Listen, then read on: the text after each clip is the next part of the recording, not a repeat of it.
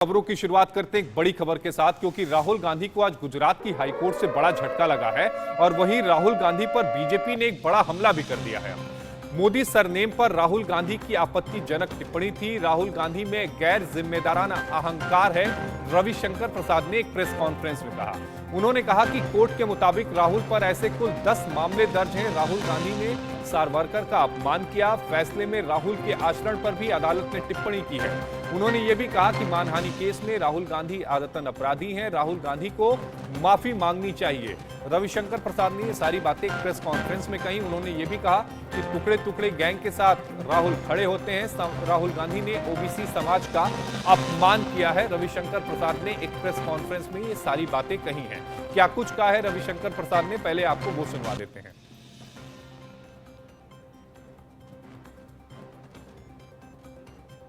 गांधी ने 2019 के चुनाव में एक टिप्पणी की थी कि सारे चोरों के सरनेम मोदी क्यों होते हैं।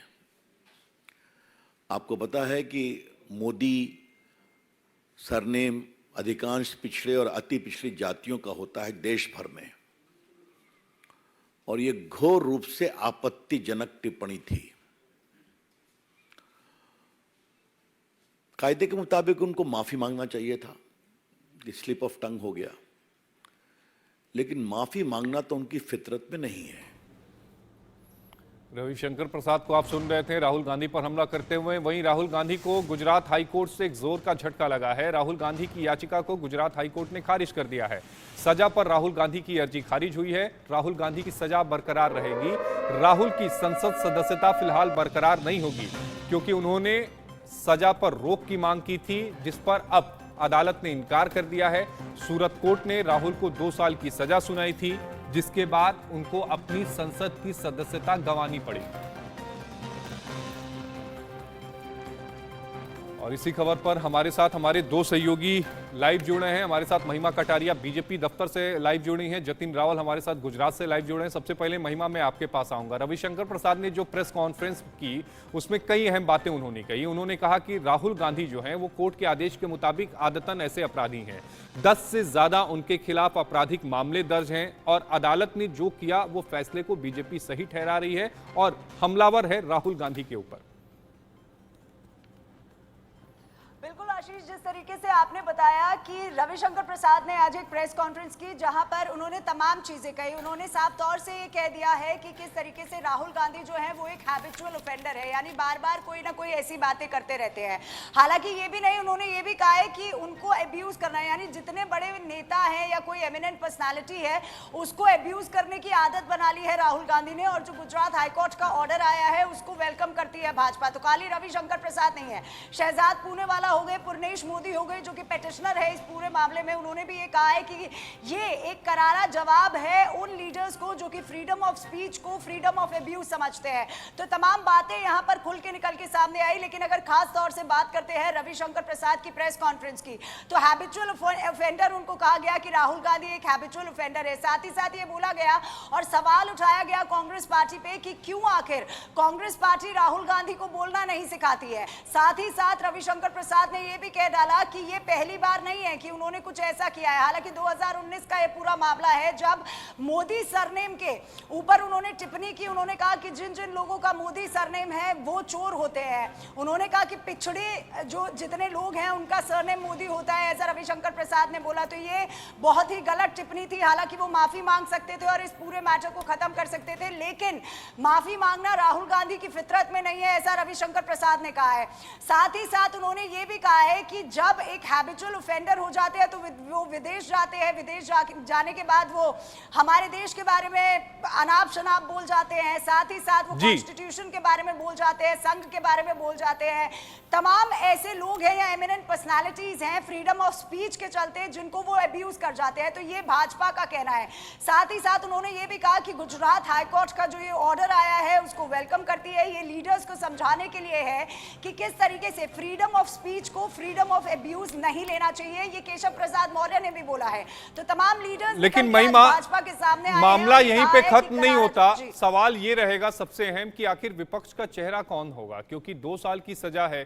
2 साल ये और जनप्रतिनिधि कानून के तहत 6 साल और, यानी कुल 8 सालों तक अगर राहुल गांधी को सुप्रीम कोर्ट से राहत नहीं मिलती है तो 8 सालों तक वो चुनाव नहीं लड़ पाएंगे। तो ऐसे में विपक्ष का चेहरा बनेगा कौन? आशीष, देखिए बहुत अहम सवाल आपने किया है कि आखिर विपक्ष का चेहरा कौन बनेगा, क्योंकि यहाँ पर अगर विपक्षी एकजुटता की भी बात आती है तो नीतीश कुमार जहाँ सारी विपक्षी पार्टी को कांग्रेस के साथ एकजुट करने चाह रहे हैं, वहीं पर कांग्रेस के पास फेस नहीं है। लेकिन अगर वही बात करें कांग्रेस पार्टी की, तो कांग्रेस पार्टी का साफ तौर से कहना है कि इस पूरे प्रकरण से जो भी कोर्ट का फैसला आया है वो सुप्रीम कोर्ट जाएंगे, लेकिन राहुल गांधी के पॉलिटिकल करियर पे इसका कोई इफेक्ट नहीं पड़ेगा। तो तमाम बड़ी बातें यहाँ पर कांग्रेस पार्टी कर रही है, लेकिन भाजपा का साफ तौर से ये कहना है कि अगर उनको सुप्रीम कोर्ट जाना है तो वो जा सकते हैं। लेकिन अगर अब बात की जाए कि विपक्ष का चेहरा कौन बनेगा, तो राहुल गांधी तो विपक्ष का चेहरा बनता नजर नहीं आ रहा है, क्योंकि रविशंकर प्रसाद ने एक और अहम बात कही थी। उन्होंने कहा कि जब राहुल गांधी ने राफेल के बारे में बोला था, आपको याद होगा आशीष, जब राफेल के बारे में उन्होंने टिप्पणी की थी तो सुप्रीम कोर्ट से क्लीन चिट मिलने के बाद उनको माफी मांगनी पड़ी थी।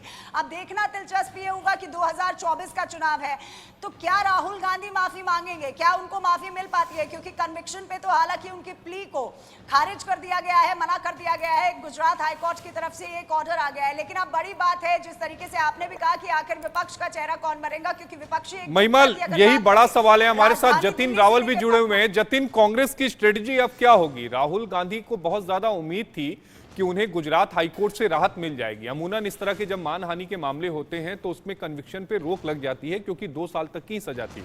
लेकिन इस मामले में चूंकि कोर्ट ने यह कहा कि राहुल गांधी पर इस तरह के कई सारे आपराधिक मामले दर्ज हैं, लिहाजा राहुल गांधी को राहत नहीं दी जा सकती। ये तय मान के चले कि राहुल गांधी सुप्रीम कोर्ट का रुख करेंगे? जी देखिए, बिल्कुल आशीष जी, आपको बता दूं कि जिस तरह से जो कांग्रेस के लीडर है, गुजरात के जो प्रदेश कांग्रेस के जो नेता है अमित चावड़ा, उनसे हमारी बात हुई थी। उन्होंने बताया कि वो बेझिझक जो है वो अब सुप्रीम कोर्ट का दरवाजा जो है वो खटखटाएंगे, क्योंकि गुजरात हाईकोर्ट से जो उनको जो न्याय की जो आशा थी वो यहाँ पर उनको नहीं मिली है। लेकिन उन्होंने बताया कि उनको अब जो सुप्रीम कोर्ट है, सुप्रीम कोर्ट से उनको न्याय की पूर्णतः आशा है कि उनको वहां से न्याय मिलेगा और वो सुप्रीम कोर्ट का दरवाजा खटखटाएंगे। न सिर्फ राहुल गांधी, न सिर्फ कांग्रेस वासी, लेकिन जितने भी न्याय में मानने वाले जितने भी लोग हैं, वो सभी लोग चाहते हैं कि राहुल गांधी को न्याय मिले। लेकिन साथ ही साथ उन्होंने जहां न्यायपालिका की बात की तो पूर्णेश मोदी जो कि पिटिशनर है, उन्होंने भी बताया कि भले ही वो वहां पर जाते हैं सुप्रीम कोर्ट में, हमको भी सुप्रीम कोर्ट जैसे कि गुजरात कोर्ट ने न्याय दिया है, सारी बातें देखेंगे कि राहुल गांधी के ऊपर और कितने केस। ये ऐसा नहीं है कि मानहानि का इनके ऊपर पहला केस लगा है, ये इनके ऊपर पहले भी बहुत सारे मानहानि के केस लगे हुए, इसके केस अभी भी चालू है। और इस केस में जहां उन्होंने निचली कोर्ट ने उनको जो है दोषी पुरवार भी कर दिया है, तो रात यहाँ पर गुजरात हाईकोर्ट ने अभी फिलहाल उनकी याचिका खारिज कर दिया। वो सुप्रीम कोर्ट में भी अगर जाती है तो हमको भी, पूर्णेश मोदी ने कहा कि हमको भी न्यायपालिका के ऊपर पूर्ण भरोसा है कि वहां पर भी हमको पूर्णतः जो है वो न्याय मिलेगा, क्योंकि इससे इन्होंने जो ये सरनेम की जो बात कही है, इससे न सिर्फ मोदी समाज, बहुत सारे दोनों ही अपने अपने न्याय को लेकर सुप्रीम कोर्ट में जाएंगे। लेकिन मेरा सवाल महिमा से रहेगा। महिमा, कांग्रेस की अब अगली स्ट्रेटजी क्या होगी? हालांकि आप बीजेपी कवर करती हैं, लेकिन आप कांग्रेस पर भी पैनी नजर रखती हैं। कांग्रेस की अगली स्ट्रेटजी क्या होगी? दोपहर 3 बजे एक प्रेस कॉन्फ्रेंस करेंगे, लेकिन कई सवाल जो हैं वो अभी भी कांग्रेस के सामने खड़े होंगे कि राहुल गांधी चुनाव कैसे लड़ेंगे अगर कन्विक्शन पर रोक नहीं लगती है, तो उस समय विकल्प क्या होगा? इन सभी चीजों पर मंथन करना होगा अभी से, क्योंकि 3 राज्यों में चुनाव आने वाले हैं, मध्य प्रदेश, राजस्थान और छत्तीसगढ़। आशीष, बिल्कुल सही सवाल किया आपने कि किस तरीके से मंथन करेगी कांग्रेस पार्टी। खुद एक बड़ा सवाल खड़ा हो जाता है। हालांकि जयराम रमेश ने ट्वीट करके ये बताया था कि लगभग 3 बजे, क्योंकि 2:30 बजे उनके पास पूरी कॉपी आ जाएगी या जजमेंट की कॉपी जो आज गुजरात हाईकोर्ट ने दी है, तो उसके बाद अभिषेक मनु सिंह भी एक प्रेस कॉन्फ्रेंस करेंगे, उसमें तमाम चीजें बताएंगे। लेकिन अभी तक की अगर दलीलें देखें कांग्रेस पार्टी के लीडर्स की, तो चाहे वो केसी वेणुगोपाल हो, चाहे वो जयराम रमेश हो, सभी लोग ये कह रहे हैं कि कोर्ट का जो फैसला है वो बहुत ही ज्यादा कठोर है, ऐसे फैसले नहीं देने चाहिए। अगर पॉलिटिकल लीडर्स के मद्देनजर देखें तो ये सारे इतने कठोर फैसले नहीं देने चाहिए। तो कहीं ना कहीं लग रहा है कि डगमगा सा गया है लीडरशिप का चेहरा कांग्रेस पार्टी का, क्योंकि 2024 का चुनाव है। आगामी आपने बताया जिस तरीके से विधानसभा का चुनाव है, हालांकि कांग्रेस पार्टी लगातार ये बोल रही है कि अब वो सुप्रीम कोर्ट का दरवाजा खटखटाएंगे, लेकिन इससे पहले सेशंस कोर्ट, ट्रायल कोर्ट का भी दरवाजा राहुल गांधी खटखटा चुके हैं। लेकिन मुझे लगता है कि इन 3 राज्यों में बीजेपी इस मौके को भुनाने से पीछे नहीं हटेगी, क्योंकि ओबीसी का मुद्दा उठाएगी और ये कहेगी कि ओबीसी समुदाय पर राहुल गांधी ने ये हमला किया था, जिसकी वजह से राहुल गांधी को 2 साल की सजा हुई थी। उनकी आपत्तिजनक टिप्पणी को बीजेपी भुनाने से किसी भी तरह से मुझे नहीं लगता कि पीछे रहेगी। बिल्कुल आशीष, आपने सही कहा कि अब जब बात आती है आगामी विधानसभा चुनाव की, अब वो 5 राज्य के हो या 3 राज्य के, तो भाजपा जो है उसने कमर कस ली है। अब मुद्दों की अगर बात करते हैं तो जिस तरीके से संगठन में फेरबदल की बात चल रही है, प्रहलाद पटेल का नाम मध्य प्रदेश के लिए चल रहा है, तो हो भी सकता है कि अगर ओबीसी की बात करें तो ओबीसी कार्ड बीजेपी यहाँ पर खेल दे, क्योंकि जिस तरीके से यहाँ पर आज राजधानी दिल्ली की बात करें या अक्रॉस द कंट्री बात करें, भाजपा के जो नेता हैं, जब से गुजरात हाईकोर्ट का आया है उसके बाद फ्रंट फुट पे भाजपा खेल रही है। तमाम चीजें और तमाम नैरेटिव जो है वो लोगों तक पहुंचाने की कोशिश कर रही है कि किस तरीके से ये एक लेसन दिया गया है राहुल गांधी के जरिए बाकी सारे लीडर्स को कि वो फ्रीडम ऑफ स्पीच को फ्रीडम ऑफ अब्यूज यूज नहीं कर सकते। हालांकि ओबीसी की अगर आपने बात की तो रविशंकर प्रसाद ने साफ कर दिया है कि बिहार में भी ओबीसी है। जितने लोग जो पिछड़ी जाति से आते हैं वो मोदी सरनेम लगाते हैं। तो किस तरीके से राहुल गांधी ने इस तरीके का बयान दे दिया, क्यों नहीं वो पढ़ लिख के आते हैं। हालांकि टुकड़े टुकड़े गैंग के बारे में भी आज उन्होंने कह दिया कि जेएनयू जाके टुकड़े टुकड़े गैंग के साथ खड़े हो जाते हैं राहुल गांधी, तो पढ़ लिख के आना चाहिए। और ये पहला केस नहीं है, तो ओबीसी का मुद्दा जो है वो आगामी विधानसभा चुनाव में जरूर उठा सकती है भाजपा, क्योंकि जिस तरीके से रविशंकर प्रसाद ने आज बार बार जोर दिया है ओबीसी पे कि किस तरीके से पिछड़े लोगों का सरनेम जो है वो मोदी होता है, और क्यों आखिर बिना सोचे समझे राहुल गांधी ने ये बयान दे दिया। और बयान देने के बाद जब कोर्ट ने उन्हें कहा, क्योंकि सवाल उठाया गया था कि आखिर भाजपा क्यों चाह रही है कि अगर ऑपोजिशन का लीडर है या उनका जो मेन फेस है वो आगे पब्लिकली माफी मांगे, तो रविशंकर प्रसाद का ये कहना था कि कोर्ट ने कहा है उनको माफी मांगने के लिए। लेकिन लगता है राहुल गांधी की महिमा और जतिन आप हमारे साथ बने रहिएगा, क्योंकि महिमा अहम जानकारियां दे रही थी और बता रही थी कि बीजेपी की अगली स्ट्रेटजी क्या होगी। लेकिन सबसे अहम यह है कि दोपहर 3 बजे जब कांग्रेस की तरफ से प्रेस कॉन्फ्रेंस की जाएगी तो कांग्रेस क्या कुछ कहती है। वहीं गुजरात हाईकोर्ट से सजा पर राहुल गांधी की अर्जी खारिज होने पर बीजेपी नेता पुण्येश मोदी ने खुशी जाहिर की है। पुण्येश मोदी ने हाल ही में राहुल के खिलाफ मानहानि का मुकदमा किया था। क्या कुछ कहा उन्होंने वो आप सुनवाते हैं। श्रीमान राहुल गांधी ने सभी चोरों का उपनाम मोदी क्यों, ऐसी कई अपमानजनक बात हमारे समाज में की थी। तभी 2019 में हमने सूरत में चीफ कोर्ट में बदनक्षी का मुकदमा पेश किया था और 2023 में हमारे दोनों पक्षकारों के वकीलों की दलील एविडेंस के आधार पर 2 साल की सजा श्रीमान राहुल गांधी जी को हुई। अलका लांबा जो कांग्रेस के नेता हैं उनसे एक्सक्लूसिव बातचीत की है हमारे सहयोगी रजत राकेश टंडन ने, वो भी आपको सुनवा देते हैं। अलका जी, ये जो सदस्यता गई है, लोग इसको कह रहे हैं कि ये एक सेटबैक है, आप हाउस में वापस नहीं जा पाएंगे, कोर्ट से आपको रिलीफ नहीं मिला। बिल्कुल सेटबैक नहीं है। हमें मालूम है ये लड़ाई हमारी लंबी है। श्री राहुल गांधी जी नहीं, ये देश के संविधान और लोकतंत्र को बचाने की लड़ाई है।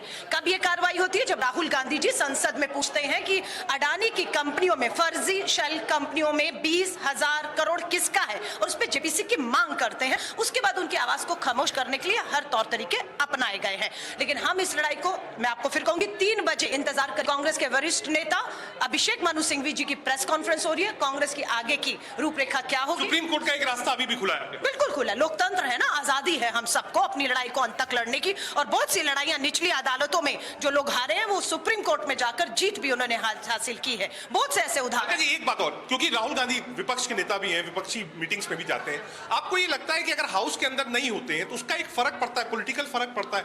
नहीं, बीजेपी का उनकी सदस्यता रद्द करने के पीछे यही था कि शायद ये जो लड़ाई है लोकतंत्र की कमजोर होगी। लेकिन लेकिन राहुल गांधी जी उसके बाद जिस तरह से देश और विदेशों में, मैं कह रही हूं, जो हमारे लोग हैं, एनआरआईज कहे, देश में कहे, मणिपुर जाकर आते हैं, ना विधायक है, ना सांसद है, ना संवैधानिक पद पर वो मणिपुर जाते हैं, वहां के गवर्नर को मिलते हैं और वहां के जो राहत कैंप में लोगों की हालत है उसे देश के सामने लाते हैं। आज अमेरिका के राजदूत भी जो है कह रहे हैं मणिपुर में हमें बताइए हम क्या कर सकते हैं। हाँ, देश चीख चीख कर आपसे बात कर रहा है, मोदी जी मौन अपना तोड़िए, मणिपुर की आग देखिए, आप महंगाई देख लीजिए, बेरोजगारी देख लीजिए, लेकिन मोदी जी अपने प्रचार और प्रसार में पूरी तरह व्यस्त बहुत हैं। शुक्रिया अलका लांबा साहब थी हमारे साथ। और ये बाहर का माहौल है, बार बार आपको दिखा रहे हैं, ये जो लीडर्स हैं वो आपको चारों तरफ दिखाई पड़ेंगे, जो दिल्ली के लीडर्स हैं वो भी यहाँ पर पहुंच चुके हैं। लगातार राहुल गांधी के पक्ष में नारेबाजी हो रही है। तो इस वक्त जो कांग्रेस कार्यकर्ता है, आप कह सकते हैं धीरे धीरे कांग्रेस कार्यालय की तरफ बढ़ रहा है। यहाँ पर नारेबाजी हो रही है, लीडर्स का आना बाकी है। अलका लांबा जी ने बताया कि कानूनी पहलू क्या है उस पर अभिषेक मनु सिंह भी ब्रीफ करेंगे, लेकिन फिलहाल ये ताजा तस्वीरें हैं 24 अक्टूबर। राहुल गांधी को गुजरात हाईकोर्ट से राहत नहीं मिली, यानी उनकी सदस्यता अभी फिलहाल बहाल नहीं होगी। हमारे साथ बातचीत करने के लिए कांग्रेस के राज्यसभा सांसद इमरान प्रतापगढ़ी साहब हैं। इमरान साहब, ये जो वक्तव्य था ये सिर्फ एक लाइन पे खत्म हो जाता और सदस्यता भी रहती, मुकदमा भी नहीं होता कि आप माफी मांग लीजिए। माफी नहीं मांगी, आज भी कोर्ट से कोई रिलीफ नहीं मिला है। मैक्सिमम पनिशमेंट 2 साल की होती है, 2 साल अभी भी रहेगी। 3 बजे अभिषेक मनु सिंघवी जी ये जो फैसला है, इस फैसले के कानूनी पहलुओं पे बात करेंगे। ये मुद्दा पूरी तरह से, ये मामला पूरी तरह से राजनीतिक मामला है, आप भी जानते हैं, मीडिया के साथी। भाजपा नहीं चाहती कि राहुल गांधी जी सदन में रहें, इसलिए उन्हें सदन से निकाला गया, क्योंकि उन्होंने अडानी के मुद्दे पर बात की, क्योंकि उन्होंने जनता के मुद्दे उठाए, लूट पर सवाल किया। अब सरकार जानती है कि राहुल गांधी जी अगर सदन में पहुंच गए तो मणिपुर के मुद्दे पे और मुखरता के साथ बोलेंगे। तो यह मुद्दा पूरी तरह से राजनीतिक है, लेकिन आप सच्चाई को ज्यादा दिन तक दबा नहीं सकते। हमारे लिए उच्चतम न्यायालय के दरवाजे खुले हैं। उच्चतम न्यायालय साहब, लेकिन क्योंकि आगे 24 का चुनाव है, विपक्षी एकता है, सदन में राहुल गांधी का ना होना, इससे फर्क पड़ता है? मुझे लगता है कि अभी आप बहुत जल्दी ये सवाल पूछ रहे हैं। अभी 24 के चुनाव में जितना समय है उससे पहले आप देखेंगे कि राहुल गांधी जी सदन में हैं। बहुत शुक्रिया हमसे बातचीत करने के लिए। Rakesh Tandon, India news. और हमारे साथ हमारे 2 सहयोगी जुड़े हुए हैं, महिमा और जतिन रावल जुड़े हुए हैं। जतिन, मैं आपके पास आना चाहूंगा। जतिन, जैसा भी रजत भी कह रहे थे कि एक लाइन में ये पूरा मुकदमा खत्म हो जाता अगर राहुल गांधी माफी मांग लेते थे, और मानना के मामले में अगर दूसरा जो पक्ष है जिस पर ये पूरा मुकदमा दाखिल किया गया है, अगर वो माफी मांग लेता है तो कार्रवाई खत्म हो जाती है। लेकिन इस मामले में राहुल गांधी अपनी जिद पर अड़े रहे, उन्होंने माफी नहीं मांगी, मुकदमा चला, 2 साल की सजा हुई, उसके खिलाफ हाईकोर्ट गए, हाईकोर्ट ने भी सजा पर रोक लगाने से इनकार कर दिया है। जी देखिए, बिल्कुल अगर राहुल गांधी जी माफी मांग लेते तो ये केस वहीं पर खत्म हो जाता। हालांकि उनको गुजरात हाईकोर्ट में भी नहीं आना पड़ता, उनको सुप्रीम कोर्ट से ही जो है वो राहत मिल, जो निचली कोर्ट थी सूरत की कोर्ट, वहां से उनको राहत मिल जाती, लेकिन वो अपनी जीत पर अड़े रहे। और गुजरात हाईकोर्ट ने भी जो आज फैसला सुना है, वो आपको पता है कि क्या फैसला है। याचिका जो राहत याचिका थी उनकी, वो खारिज कर दी अब। लेकिन उनको अब जो कहीं ना कहीं जो सुप्रीम कोर्ट है, सुप्रीम कोर्ट के ऊपर उनको भरोसा है, और इसी के लिए वो अभी भी जो है। जी जतिन, आप अपनी बात पूरी रखिए। जी, और इसी के लिए वो अभी भी अपनी जीत पे जो है वो अड़े हुए हैं कि सुप्रीम कोर्ट जो है, सुप्रीम कोर्ट से उनको न्याय मिलेगा। क्योंकि बहुत सारी जगह केसों में जो है देखा गया कि निचली कोर्टों में अगर राहत नहीं मिलती है तो सुप्रीम कोर्ट से उनको जो न्याय मिलने की जो आशा होती है, वो सुप्रीम कोर्ट से उनको न्याय बहुत सारे केसों में मिलता भी है।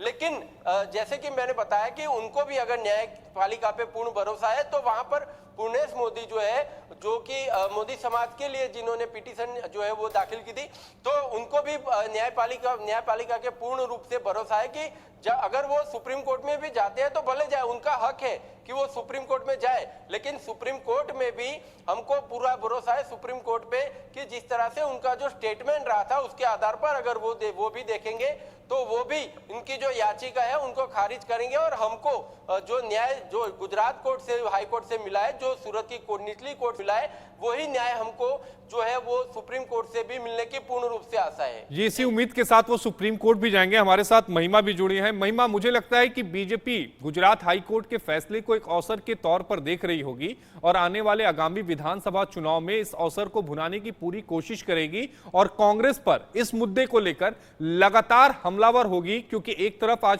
प्रधानमंत्री नरेंद्र मोदी पूर्वांचल के दौरे पर हैं और यहां से वो शंखनाद भी करेंगे 2024 के चुनाव का। बिल्कुल आशीष, जिस तरीके से आपने बताया कि अगर बात करें इस पूरे मुद्दे को लेकर कि गुजरात हाईकोर्ट का जो ऑर्डर आया है उस पर किस तरीके से बीजेपी की प्रक्रिया है, तो बीजेपी के जितने भी लीडर्स हैं वो लगातार हमलावर है कांग्रेस पार्टी को लेकर। इस मुद्दे को बनाया जा सकता है विधानसभा या आगामी विधानसभा या 2024 का एक अहम मुद्दा, क्योंकि जिस तरीके से राहुल गांधी की अध्यक्षता चली गई है वो माफी मांगने को तैयार नहीं है। कांग्रेस पार्टी वहां कॉन्फिडेंस दिखा रही है कि अभी भी राहुल गांधी के पॉलिटिकल करियर पर कोई इफेक्ट नहीं पड़ेगा। उनको ये लगता है कि वो सुप्रीम कोर्ट जाएंगे, उनको राहत मिल जाएगी। तो क्या सुप्रीम कोर्ट जाने से उनकी अध्यक्षता वापस आ जाएगी? तमाम बड़े सवाल कांग्रेस पार्टी के सामने अभी खड़े हो जाते हैं। लेकिन अगर बात करी जाए भाजपा की, तो भाजपा में चाहे रविशंकर प्रसाद हो, क्योंकि उन्होंने बिहार का एग्जाम्पल कोट करते हुए तमाम चीजें कह दी थी कि किस तरीके से पिछड़ी जाति का सरनेम होता है मोदी। तो ये जो मोदी सरनेम पे 2019 में कमेंट किया था राहुल गांधी ने, वो उनको बहुत भारी पड़ गया है। साथ ही साथ अब खाली मोदी सरनेम या ओबीसी ही नहीं रहा, उन्होंने ये कह दिया है कि हैबिचुअल ऑफेंडर जो है वो राहुल गांधी है। लगातार कुछ ना कुछ ऐसा बोलते रहते हैं या अब्यूज करते रहते हैं एमिनेंट पर्सनालिटीज को कि उनको कोर्ट जाना पड़ता है और फिर माफी मांगनी पड़ती है। हालांकि राफेल का जब मुद्दा उठा था तब भी उन्होंने ये कहा था कि राहुल गांधी पहले कह रहे थे माफी नहीं मांगी। महिमा, मुझे लगता है कि जैसा आप भी कह रही हैं और मेरा भी मानना है कि बीजेपी इस मसले को भुनाने में कोई कोर कसर नहीं छोड़ने वाली। हमारे साथ मनोहर केसरी कांग्रेस से जुड़ रहे हैं। मनोहर, सभी कांग्रेस के जो बड़े नेता इस समय कांग्रेस दफ्तर में मौजूद हैं वो दोपहर 3 बजे का हवाला दे रहे हैं, कह रहे हैं दोपहर 3 बजे अभिषेक मनु सिंघवी जो है वो प्रेस कॉन्फ्रेंस करेंगे। आपके सूत्र क्या कहते हैं? इस प्रेस कॉन्फ्रेंस में क्या कुछ निकलकर सामने आ सकता है? स्ट्रेटजी ही होगी जहां तक मुझे समझ में आ रहा है कि वो इस फैसले के खिलाफ सुप्रीम कोर्ट जाएंगे। देखिए, बिल्कुल आशीष, आपने सही कहा और इसी का इंतज़ार किया जा रहा है, क्योंकि 2:30 बजे उन्हें हाई कोर्ट से ऑर्डर की कॉपी मिलेगी और उसके बाद कोर्ट का क्या वर्डिक्ट रहा है, किस आधार पर पिटीशन को खारिज किया गया है, उस पर चर्चा अभिषेक मनु सिंघवी करेंगे और पार्टी की लाइन क्या होगी उसके बाद तय की जाएगी। लेकिन सबसे बड़ी बात यह है कि गुजरात हाई कोर्ट की ओर से रिव्यू पिटीशन में जब वर्डिक्ट कोर्ट की ओर से दिया जा रहा था तो उसमें यह कहा गया कि कोई भी जनप्रतिनिधि को बेदाग छवि वाला नहीं होना चाहिए। मतलब आप इसका समझिए, कांग्रेस दोनों तरीके से इसका फायदा उठा सकती है। एक तो राहुल गांधी को जिस तरह से परेशान करने की बात कांग्रेस के नेता कह रहे हैं कि उन्हें निशाना बनाया जा रहा है, और दूसरी ओर इसे पॉलिटिकल, क्योंकि अगर हाई कोर्ट का वर्डिक्ट में ये लाइन ऑर्डर की कॉपी में रहती है जनप्रतिनिधि बेदाग छवि के नहीं होते, तो आप अगर कई एडीआर की रिपोर्ट उठा करके देखेंगे तो कई इस तरह के